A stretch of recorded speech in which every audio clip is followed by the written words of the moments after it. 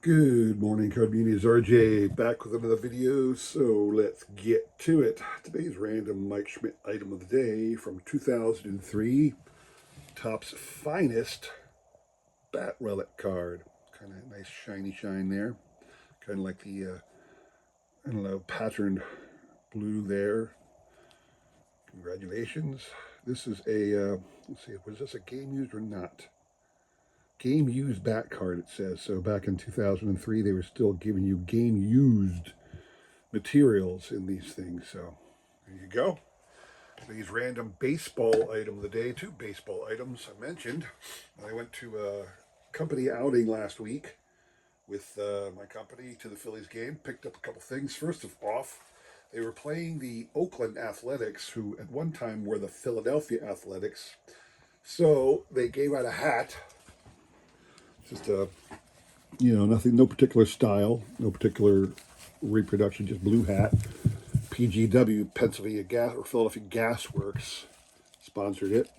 Had this little patch on the side though, Philadelphia City Series. This is an old style logo.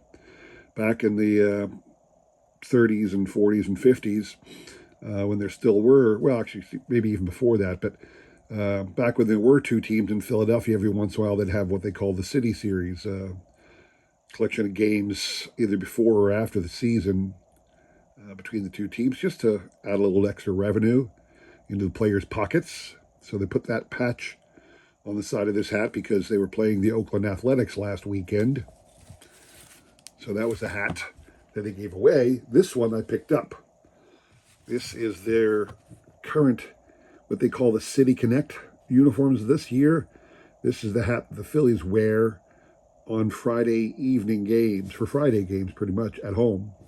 The blue is supposed to be the same color as the City of Philadelphia's logo. Obviously, the city skyline in the back, the Liberty Bell, and then just two stars on the side. So, pick that up to have that hat. I collect hats, don't do t-shirts or jerseys or things like that too often, so that's my thing. Today's trivia question, still in the world of All-Star. So by now, the All-Star game has come and gone. I am pre-recording this, so I don't know the outcome of what happened at the All-Star game. You do. Anyway, I'm keeping with the All-Star theme, as we've been doing. The All-Star game recently, the American League has dominated. But the truth is, even though they've dominated the last few years, the record of overall All-Star victories is very close. For the longest time, back in the 60s and 70s, the National League absolutely dominated. Now, if speaking a little political here, a lot of people suggest it's because the National League adopted signing African Americans much more willingly than the American League. Obviously, the Dodgers were in there first. Pirates signed a lot of African American players. Most of the National League teams got on board quickly. Not so much the Phillies, I'll admit. But anyway, that's one of the reasons that experts say, I don't know if there's any truth to that, but the National League did dominate All-Star game competition during those decades. And only recently, the American League has begun to dominate the National League game, the All-Star game. So the record is a lot closer than you think. My question to you is, now the American League leads. What was the year in which they tied? So in what year was the All-Star game record a tie? The same number of wins, the same number of losses, and a certain amount of ties, believe it or not, in the old format. So in what year did that happen? In what year was the record of the All-Star game a tie between the National and American Leagues? So email me the correct answer. What you're playing for are two cards, again, from the 2003 Topps Gallery Hall of Fame edition. These are two awesome Milwaukee Brave players, Eddie Matthews and Warren Spahn. That's what you're playing for. So just send me an email with the correct answer. I will include my email in the description below, along with a repeat of that question you will have today and tomorrow to answer. We'll pick a winner on Sunday, all right? Good luck to everybody on that one. So, Today, what I'm showing off is I just went to a Facebook Marketplace purchase the other day, picked up 3 sets I didn't have. Well, not only 2 sets I didn't have. One that I got as a spare because it was really, really cheap, and I'm going to take out a couple cards and slab them up. So here we go. What do I have to show you today? First, 1991 Upper Deck Final Edition. This is a $5 set, not that important, but what you can pull out of there and try and get slabbed up and make a little bit of money are these 3 gems. Ivan Rodriguez's rookie card, Pedro Martinez's rookie card, and Jim Thome's rookie card. These 3 cards are also available in the 1991 minor league product, the Classic Best Baseball. So this one does not look like a 10. I already have a set of this, so maybe I'll look and see if the one I have in the set was more centered. But the other 2, the Thome and the Rodriguez, look pretty well centered. I don't know if they get 10s, but they should all get 9s. But I think I'll slab those up. That's why I bought that set. Try and get a good slab thing. The other 2 sets I got were just because I didn't have them. They were very inexpensive. So I have the 1994 Fleer Update set. One of the reasons I like to buy update sets is because of the cards in there tell a better story than normal cards. What do I mean by that? Is because you will get traded cards of veteran players, and you'll be able to check out their career. How did they end up here? What in the world? I don't remember him playing for that team. What happened? Wait, who is what? He's where? I love looking at that. So let me show you a couple of the cool cards out of the 94 Fleer Update, and we can think to ourselves, did you know this person was on that team ever? So, first one, Rick Sutcliffe on the St. Louis Cardinals. I remember very well Rick Sutcliffe on the Cubs all those years. And on the back, if you read, it says he went to the Orioles for a couple years. I did remember that. I did not know that he ended up on the Cardinals before he retired. I don't know when he retired. I didn't look it up. That wasn't the point of this video. It was just to show off Rick Sutcliffe in a Cardinals uniform. Another cool one, Sid Bream on the Padres. I remember Sid Bream, obviously long time. Go on the back, you can see long time for the Pirates. I'm sorry, it was for the Pirates. Start with the Pirates. He was with the Dodgers early in his career. And then famously for the Braves, when he was the one who scored that winning run that sent the Braves into the World Series. Interestingly, funny enough that he defeated his own Pirates, so to speak, by doing that slide. So I did not know he ended up on the Padres. Similarly, Howard Johnson on the Rockies. When did that happen? I always remember Howard Johnson with the Mets. I remember he started with the Tigers. His rookie cards are all the Tiger cards, okay? In fact, I think his rookie card was Fleer 83.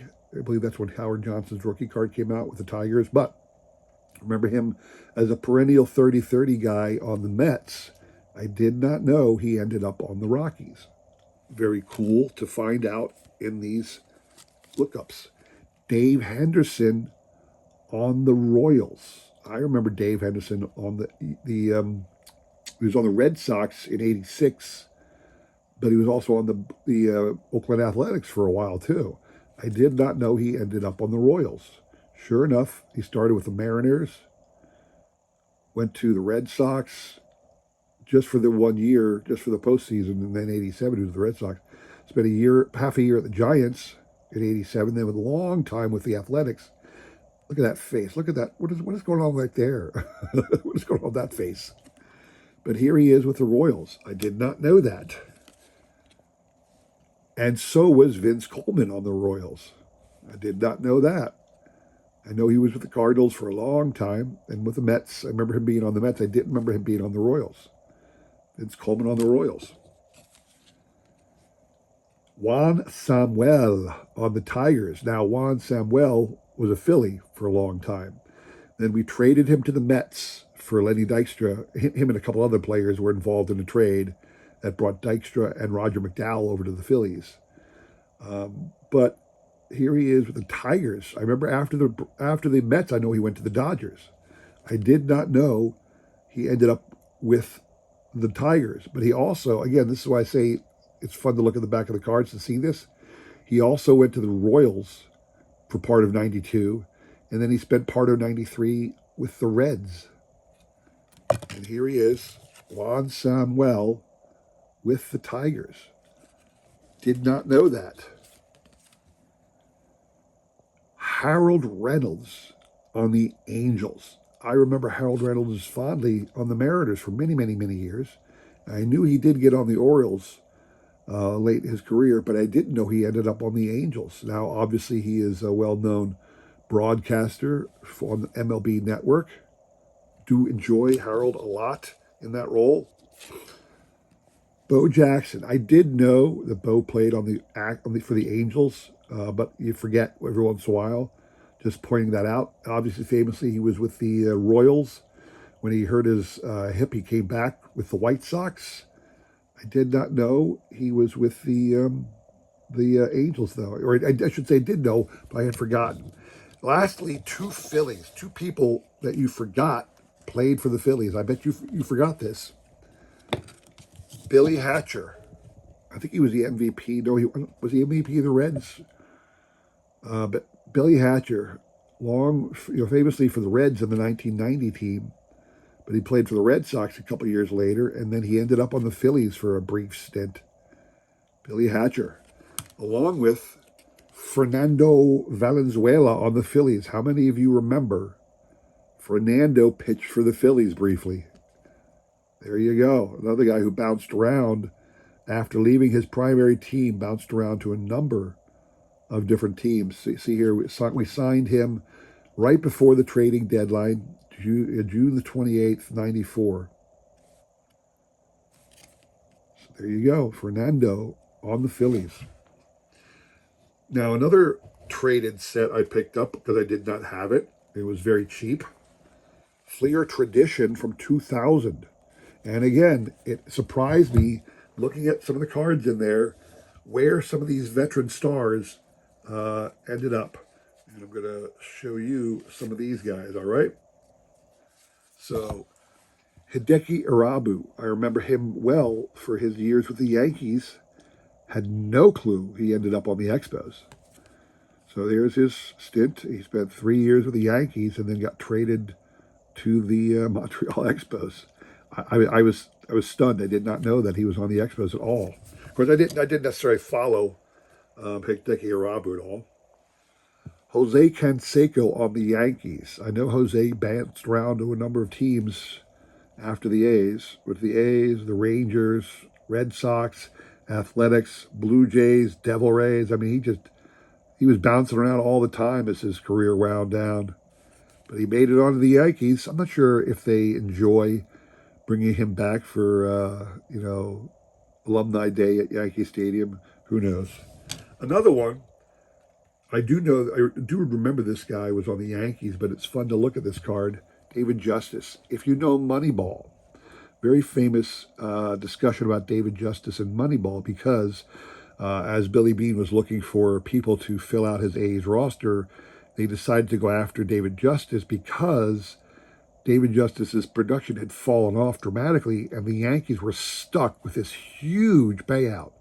I don't know what they gave him to bring him over, but they paid him a ton of money. And when the A's acquired him, the Yankees were eating half of that salary. Very famous scene in the movie Moneyball when Brad Pitt, as Billy Beane, is talking to the actor who played David Justice, saying, David Justice goes, they were discussing his production, getting on board the program, and Billy Beane says, you have the right to do such and such, and David Justice goes, yeah, you're paying me X amount of money. I think I have the right. And Brad Pitt goes, no, I ain't paying you. Yankees are paying half of that. He goes, that's how much they think of you. They like you so much, they're paying us half that salary to take you off their hands. Very famous scene, and I just think it's kind of cool to have David Justice on the Yankees there. Chuck Finley on the Indians. Chuck Finley was a long time California Angel player. Take a look at the back of the card. For over 13 years, Chuck Finley was a great pitcher. Not great, but a very good pitcher for the California Angels. And I did not know, again, I'm not following Chuck Finley religiously or anything like that, but I did not know he ended up on the Indians. And two big name stars I didn't know were ever on these teams. Ron Gant on the Angels. Little known fact about Ron Gant, he did come to the Phillies for a brief period of time. You can see right here, he was with the Phillies in 1999. But Ron Gant on the Anaheim Angels. I did not know that. After the Braves career, he bounced around a bit to the Reds, to the Cardinals, to the Phillies, and now to the Angels. I was unaware he was on the Angels. And then lastly, this one threw me for a loop. I had no clue. Will Clark on the Cardinals. You look in the back. We all knew he was with the Giants and famously for the Rangers through most of the mid-90s. And he popped up on the Orioles for a season. And then here he is on the Cardinals. I did not know he was on the Cardinals at all. I mean, he was still hitting 300 all the time. I don't know why. It must have been injuries limited him because he has a 300 career batting average, had 2,000 frickin' hits. It had to have been injuries that put him out because he was always a very productive player. Had to have been injuries that derailed his career. No other reason why he didn't achieve stardom. In fact, you can make the argument that he deserves to be in the Hall of Fame for the numbers he did acquire while he was playing. I mean, 263 home runs, over 1,000 RBIs, over 2,000 hits, a 302 career batting average. You can make the argument he played enough and was productive enough to warrant Hall of Fame admission. So, anyway, that's what I had to show off to you.